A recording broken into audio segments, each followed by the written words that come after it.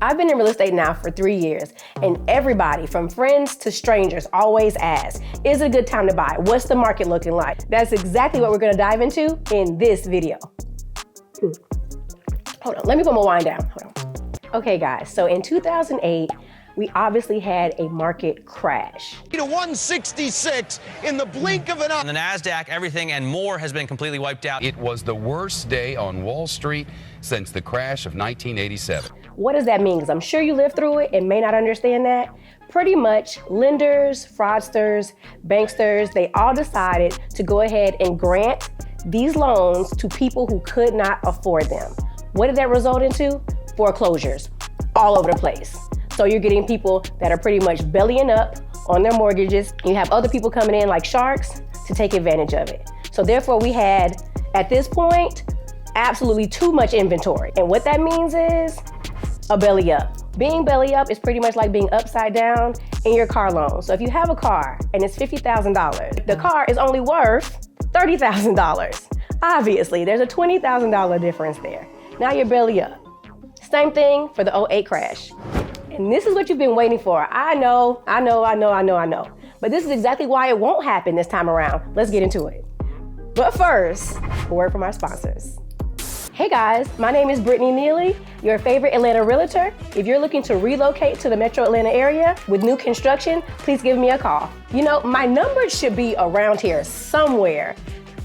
But if it's not, my editor is absolutely fired. However, let's get back to this content. So the first reason why we are so far away from an 2008 crash is supply and demand. It's low inventory. What that really means is if we have a whole bunch of demand, therefore we have buyers out there, they're qualified, they're ready to shop. We have funding regulations in place. They were not in place in 2008 for whatever reason. Therefore, a lot of people were getting loans that they simply could not afford. Now, everything is locked tight. You have documents in place, bank statements in place, W-2s in place. We're in a good place now. Honestly, the entire topic about the 2008 crash makes me super uncomfortable because it really had nothing to do with us as agents or realtors. It was really financial. And the lenders and the underwriters and the bankers and whomever decided to approve loans knowing that these people could not actually fulfill the mortgage agreement. With all that being said, that's exactly why it's a good time to go ahead and buy in this particular market. At this point, there's no competition. There's no multiple offers going on. You're actually gonna get the value of your home. I can't think of a better combination. If you're an honest person with real documentation, let's get to it. We will get a lender on the site at some point to explain this a little bit better. I don't wanna get into too much detail, but the bottom line is you actually have to have legitimate bank statements, legitimate W-2s.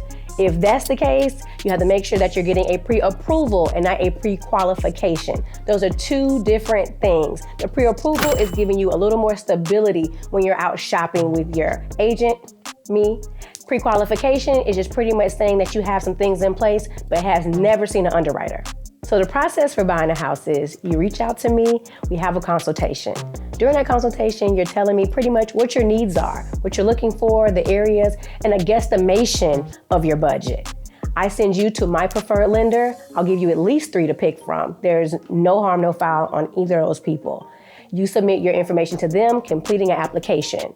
After that process, they send you back to me with a pre-approval letter for the amount that we're shopping for, and it's happy shopping from that point on. In 2008, however, pretty much what was happening in this exact same process is I'm sending my client to the lender is pre-approving beyond means. That's just the bottom line to it. That looks like foreclosures, belly ups, balloon loans. A lot of people just couldn't keep up with it and at the end of the day, lost their homes. An example of that is people signing $1 million mortgages, believe it or not. And then when it was time to pay the $8,000 monthly payment, default. So what that led to is the government putting harsher regulations in place to make sure that that doesn't happen again.